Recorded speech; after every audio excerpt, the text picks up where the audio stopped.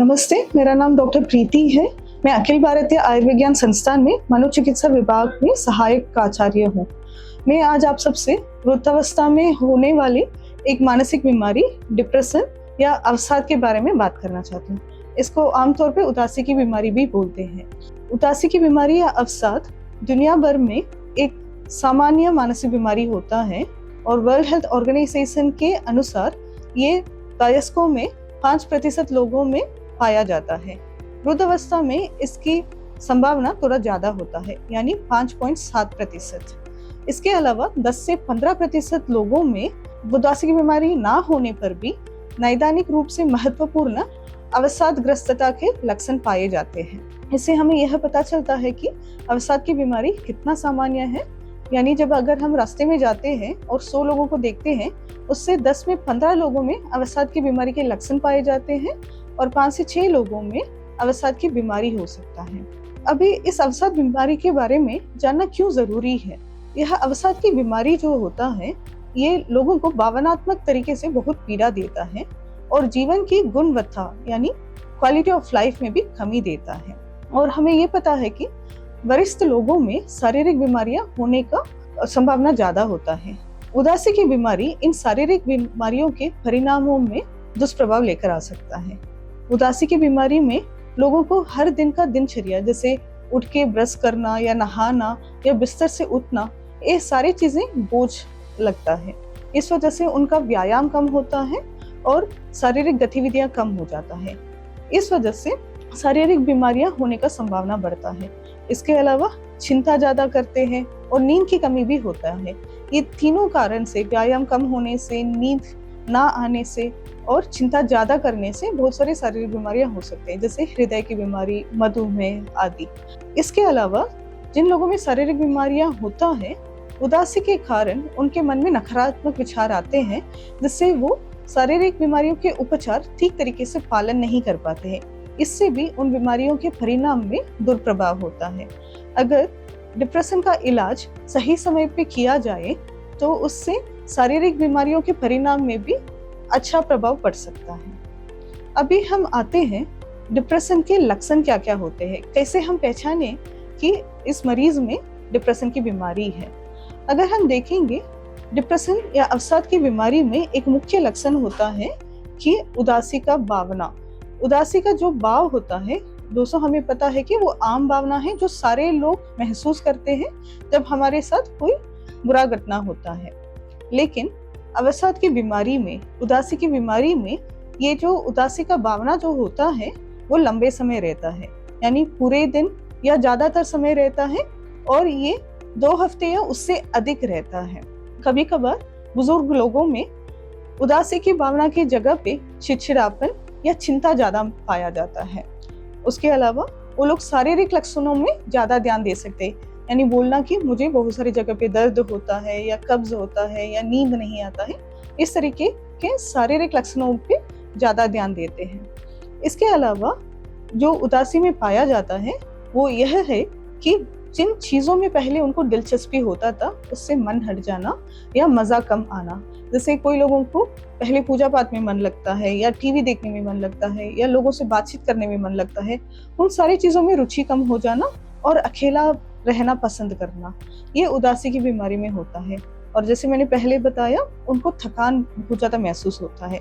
इतना थकान महसूस होता है कि हर दिन की जो दिनचर्या, जैसे नहाना, कपड़े बदलना या ब्रश करना, ये भी बोझ की तरह महसूस होता है। वो लोग बिस्तर से उठने या सोफा से उठने में भी बहुत ज्यादा थकान महसूस करते हैं। धीरे धीरे वो लोगों से बातचीत करना कम करते हैं और अकेले रहना ज्यादा पसंद करना शुरू करते हैं। कोई भी घर में कोई फंक्शंस होता है, जैसे शादी विवाह होता है, तो उसमें जाना भी कम कर देते हैं। इसके अलावा उनको भूख में कमी हो सकता है या कभी कभार भूख ज्यादा भी लग सकता है। नींद में भी दिक्कत होना शुरू हो जाता है। यह एक आम लक्षण होता है जो हम सारे उदासी के मरीज में देखते हैं। इधर नींद आने में दिक्कत होता है, नींद के शुरुआत में, या सो जाते हैं और बीच में उठते हैं, या सो जाते हैं और सुबह जल्दी उठते हैं। कभी कभार ऐसा भी होता है कि वो अच्छे से सो जाते हैं फिर भी उनको लगता है कि शायद मैंने ठीक तक नहीं सोया है और वो फिर भी सुस्त महसूस करते हैं। इसके अलावा अपने आत्मविश्वास या आत्मसम्मान में कमी महसूस करना शुरू करते हैं और उनके मन में बहुत सारे नकारात्मक विचार आना शुरू होते हैं, अपने बारे में या दूसरों के बारे में या धरती के बारे में नकारात्मक विचार आना शुरू होते हैं। उनको लगता है कि वो कभी ठीक नहीं हो पाएंगे, उन्होंने बहुत बड़ा गलती किया है जबकि उन्होंने ऐसा कुछ किया नहीं है, या लगता है कि कोई भी उनकी मदद नहीं कर पाएंगे, या लगेगा कि कोई भी दवाई या कोई भी चीज अगर करेंगे उससे कुछ फर्क नहीं पड़ने वाला है, या संसार ही बुरा बन गया है। इस तरह के नकारात्मक विचार आना शुरू होते हैं। थोड़े लोगों में ऐसे विचार आना शुरू होते हैं कि अगर वो मर जाए तो बेहतर है।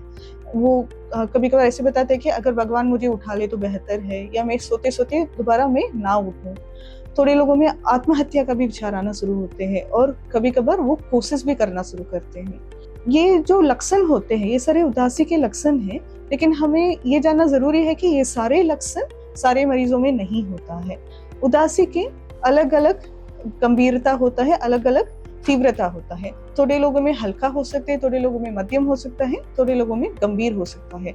उस वजह से लक्षण भी हर एक लोग में अलग अलग तरीके के होता है। थोड़े लोगों में जब उदासी जो है मध्यम या ज्यादा होता है, गंभीर होता है, तो साइकोटिक सिम्टम्स भी आना शुरू होते हैं। साइकोटिक सिम्टम्स का मतलब उसमें भ्रम हो सकता है या मति भ्रम हो सकता है, या मति भ्रम का मतलब हेलुसिनेशंस, भ्रम का मतलब डिल्यूशंस, या कैटेटोनिया हो सकता है। भ्रम में ये होता है कि लोग यकीन के साथ सोचना शुरू करते हैं जो चीज सच नहीं है। फॉर एग्जाम्पल, उदाहरण के लिए कभी कभार लोग को लगता है कि उनका आंत पूरा खराब हो गया है, उनके शरीर में हड्डी जो है पूरा गल गया है, या कभी ऐसा लगता है कि वो उनके पास कुछ भी पैसा नहीं है, वो बहुत गरीब है, जबकि सच बिल्कुल उल्टा होता है। किसी के बोलने पे भी या सबूत दिखाने पे भी वो उस चीज को मानते नहीं है। इसको हम डिल्यूशन बोलते हैं। कभी कभार हेलुसिनेशन या मति भ्रम होता है जिसमें उनको कुछ दिखाई देता है या सुनाई देता है या महसूस होता है जो बाकी लोगों को दिखाई ना दे, सुनाई ना दे या महसूस ना हो। ये एक तरीके का साइकोटिक सिम्टम होता है। तीसरा साइकोटिक सिम्टम कैटेटोनिक सिम्टम्स बोलते हैं, जिसमें लोग बिल्कुल खाना पीना बंद कर देते हैं और कभी कभार मूर्ति की तरह बैठे रहते हैं, जिसमें बिना हिले, बिना आंख पलकते हुए एक ही जगह पे खड़े रहना, एक ही जगह पे बैठे रहना, ऐसे करते हैं। इन स्थितियों में तुरंत डॉक्टर्स के पास लेकर जाना है ताकि उनका इलाज करें। अभी हम इस बात पे आते हैं कि ये जो उदासी की बीमारी होने का क्या क्या कारण हो सकता है, किस कारण से उदासी की बीमारी होने का संभावना बढ़ता है और किस कारण से उदासी की बीमारी होने का संभावना कम होता है। ये देखा गया है कि महिलाओं में, बुजुर्ग महिलाओं में उदासी की बीमारी होने का संभावना ज्यादा होता है बुजुर्ग पुरुषों की तुलना में। इसके अलावा अगर किसी को पहले कभी जिंदगी में उदासी की बीमारी या कोई और तरीके की मानसिक बीमारी रहा है तो उन लोगों में उदासी की बीमारी होने का संभावना ज्यादा होता है। उसके अलावा अगर कोई अविवाहित है, जिनका शादी कभी नहीं हुआ है, या जो गरीब है, जिनके पास पैसा कम है, या जिन्होंने अधिक पढ़ाई नहीं किया है, उन लोगों में उदासी की बीमारी होने का संभावना ज्यादा होता है। जो नशीले पदार्थों का उपयोग करते हैं जैसे दारू या तंबाकू, उन लोगों में उदासी की बीमारी होने का संभावना ज्यादा होता है। जिन लोगों में शारीरिक तकलीफें होते हैं, शारीरिक बीमारियां होती है जैसे मधुमेह की बीमारी, कैंसर की बीमारी या विटामिन डी की कमी, इन लोगों में भी उदासी की बीमारी होने का संभावना बढ़ जाता है। संसार में एकांत जो रहते हैं उन लोगों में भी उदासी की बीमारी होने का संभावना बढ़ता है। उदासी की बीमारी किन लोगों में कम होता है? जो संसार में जिनका अच्छे से समर्थन हुआ है, या जो सामाजिक गतिविधियों में शामिल रहते हैं, या धार्मिक गतिविधियों में जो शामिल रहते हैं, या स्पिरिचुअल प्रैक्टिसेस जो करते हैं, उन लोगों में उदासी की बीमारी होने का संभावना कम होता है। अभी हमने ये बात किया है कि उदासी की बीमारी के लक्षण क्या क्या है और उदासी की बीमारी किन लोगों में ज्यादा होता है और किन लोगों में कम होता है। अभी हम उदासी की बीमारी के इलाज में आते हैं। उदासी की बीमारी का इलाज आमतौर पे दवाइयों से होता है या साइकोथेरेपी यानी काउंसलिंग से होता है। इसके अलावा थोड़े न्यूरोमॉड्यूलेशन टेक्निक्स बोलते हैं, जिसमें करंट के माध्यम से या रसायनों के माध्यम से नर्व्स या तंत्रिकाओं को उत्तेजित करते हैं। इसको न्यूरोमॉड्यूलेशन टेक्निक्स बोलते हैं।